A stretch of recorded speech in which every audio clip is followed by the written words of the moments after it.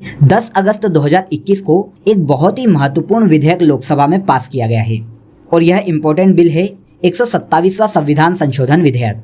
अब ये बिल किससे संबंधित है, इसे लाने की आखिर ज़रूरत क्यों पड़ी और ये देश के संविधान और जातियों को किस प्रकार प्रभावित करेगा, इन सभी सवालों के जवाब आज हमें इस वीडियो में मिलने वाले हैं। तो फ्रेंड्स, आप इस वीडियो को ध्यान से एंड तक देखिएगा।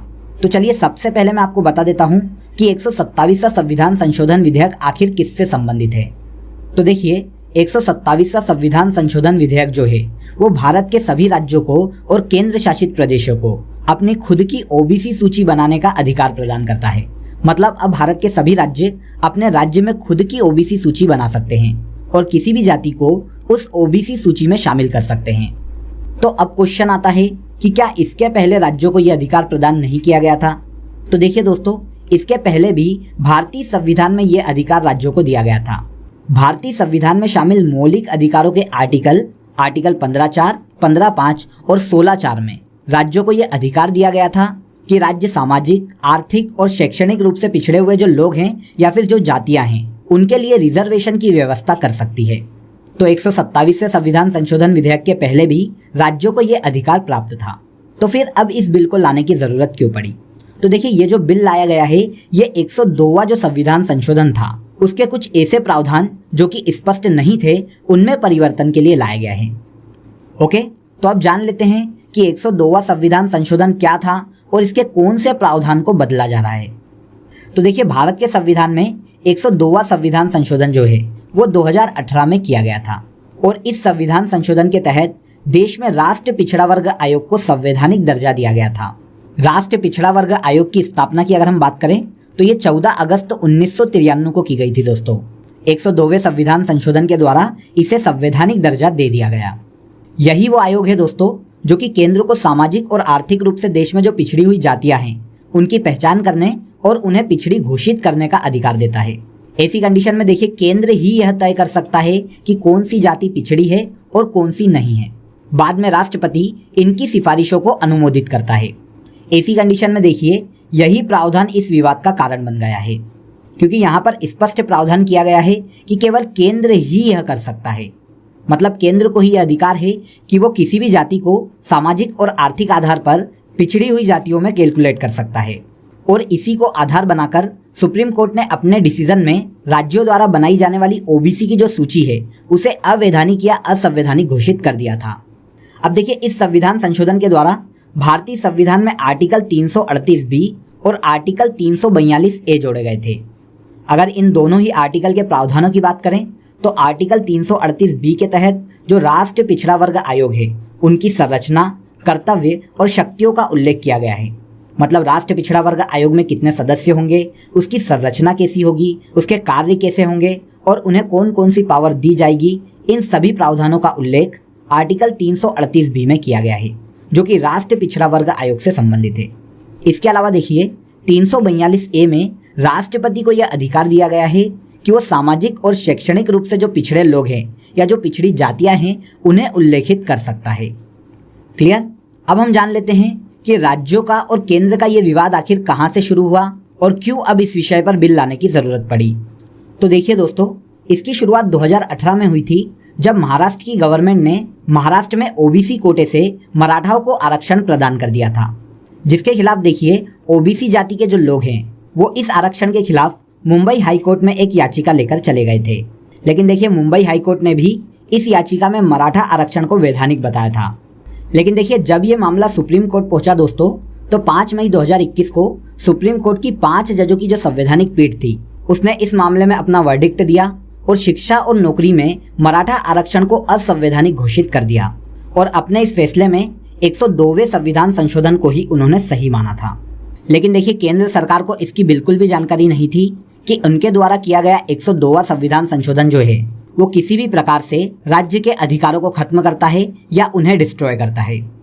इसीलिए केंद्र सरकार के द्वारा सुप्रीम कोर्ट में बाद में एक याचिका लगाई गई थी दोस्तों, जिसके तहत केंद्र सरकार ने सुप्रीम कोर्ट में कहा था कि सुप्रीम कोर्ट 102वें संविधान संशोधन को फिर से एनालिसिस करे और इसको पुनः एक बार डिफाइन करे। लेकिन उच्चतम न्यायालय ने उनकी इस याचिका को ठुकरा दिया। अब क्योंकि देखिए, यूपी में विधानसभा के चुनाव आने वाले हैं और वहाँ पर ओबीसी फैक्टर एक बहुत ही निर्णायक वोट बैंक साबित हो सकता है। इसीलिए आनन फानन में केंद्र सरकार के द्वारा संसद में ये बिल लाया गया है और सभी विपक्षी पार्टियों ने भी संसद में इसका पूर्ण रूप से समर्थन किया है। आगे देखिए दोस्तों, अगर ये संविधान संशोधन लागू हो जाता है तो संविधान में कुछ नए आर्टिकलों को जोड़ा जाएगा और कुछ आर्टिकल ऐसे भी हैं जिनमें परिवर्तन की आवश्यकता होगी। तो आइए जान लेते हैं कि किन आर्टिकलों को चेंज किया जाएगा और कौन से नए आर्टिकल संविधान में जोड़े जाएंगे। तो देखिए, इस संविधान संशोधन के तहत संविधान के आर्टिकल 342A के 1 और 2 में संशोधन किया जाएगा और इसके अतिरिक्त आर्टिकल 342A में उपधारा 3 को जोड़ा जाएगा। 342A3 यह प्रावधान करेगा कि राज्य ओबीसी में जातियों को जोड़ सकते हैं और अपनी अलग ओबीसी सूची बना सकते हैं। इसके अलावा एक और महत्वपूर्ण आर्टिकल को जोड़ा जाएगा और वो आर्टिकल है आर्टिकल 338B9। इसके तहत देखिए, राज्य सरकार राष्ट्रीय पिछड़ा वर्ग आयोग के पास जाए बिना अपने राज्य की एक अलग ओबीसी सूची बना सकती है और राज्य में सामाजिक और आर्थिक आधार पर जो पिछड़ी हुई जातियां हैं उन्हें ओबीसी की सूची में शामिल कर सकती है। इससे देखिए, राज्य में जितने भी पिछड़े लोग हैं, चाहे वे सामाजिक रूप से पिछड़े हों, चाहे आर्थिक रूप से पिछड़े हों या फिर शैक्षणिक रूप से पिछड़े हों, इन सभी को राज्य सरकार द्वारा चलाई जा रही योजनाओं का लाभ मिल सकेगा। देखिए, केंद्र के द्वारा ये जो बिल लाया गया है ये पूर्ण रूप से पिछड़ा वर्ग की जातियों को लाभान्वित करता है, क्योंकि देखिए, अगर इस सूची को समाप्त कर दिया जाता दोस्तों, या फिर राज्य के द्वारा ये विधेयक नहीं लाया जाता, तो ऐसी कंडीशन में देश में 671 ओबीसी समुदाय ऐसे हैं जो कि राज्य में शैक्षणिक संस्थाओं और सरकारी जो नियुक्तियां हैं उसमें आरक्षण का प्रॉफिट नहीं ले पाते। लेकिन देखिए, इस बिल के कुछ कॉन्स भी देखने को मिल सकते हैं, क्योंकि मराठा, जाट और गुर्जर जैसी जो प्रभावशाली जातियां हैं वे अपने अपने राज्य में ओबीसी कैटेगरी में आने की मांग कर रही है। और देखिए, ये सभी जो जातियां हैं वे अपने अपने राज्य के चुनाव में बहुत ही निर्णायक वोट सिद्ध होती हैं। तो ऐसी कंडीशन में वोट बैंक के लिए राज्य सरकार के द्वारा इन्हें ओबीसी कैटेगरी में शामिल किए जाने की संभावना ज़्यादा है। अब क्योंकि सुप्रीम कोर्ट ने आरक्षण की सीमा को 50% निर्धारित किया है, तो अब अगर इन जातियों को आरक्षण देना है तो इन्हें ओबीसी कोटे में आरक्षण देना पड़ेगा।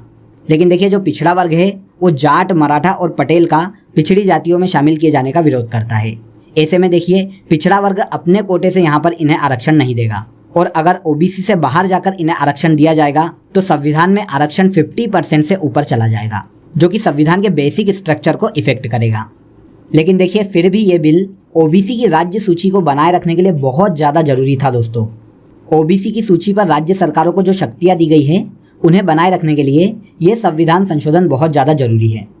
क्लियर? तो यहाँ पर आपको समझ में आ गया होगा कि 127वां संविधान संशोधन विधेयक क्या है और ये देश में ओबीसी के अधिकारों को किस प्रकार इफेक्ट करने वाला है। तो चलिए अब मैं आपको बता देता हूँ कि संविधान संशोधन क्या है और इसे किसके द्वारा किया जा सकता है। वैसे तो मैं आपको पॉलिटी की सीरीज़ में ये सब बता चुका हूँ, लेकिन फिर भी यहाँ पर कोई भी इंपॉर्टेंट फैक्ट छूटना नहीं चाहिए, इसीलिए इसे एक बार फिर से आप सुन लीजिए। देखिए दोस्तों, भारतीय संविधान का आर्टिकल 368 संविधान में संशोधन का प्रावधान करता है। इसके तहत देखिए, संविधान में किसी भी प्रकार का संशोधन का अधिकार भारतीय संसद को दिया गया है। अब देखिए, भारतीय संसद के द्वारा 3 तरह से संविधान संशोधन किया जा सकता है। पहला संविधान संशोधन जब दोनों सदनों में केवल साधारण बहुमत लाकर संविधान में संशोधन किया जाता है। दूसरा, जब दोनों सदनों में विशेष बहुमत मतलब 1/3 बहुमत से पास होने के बाद संविधान में संशोधन किया जाता है। और तीसरी कंडीशन में संविधान के कुछ ऐसे क्षेत्र हैं जहां पर दोनों सदनों में विशेष बहुमत के बाद आधे से अधिक राज्यों की विधानमंडलों में साधारण बहुमत से उस विधेयक को पास करवाना पड़ता है। उसके बाद ही संविधान संशोधन किया जा सकता है।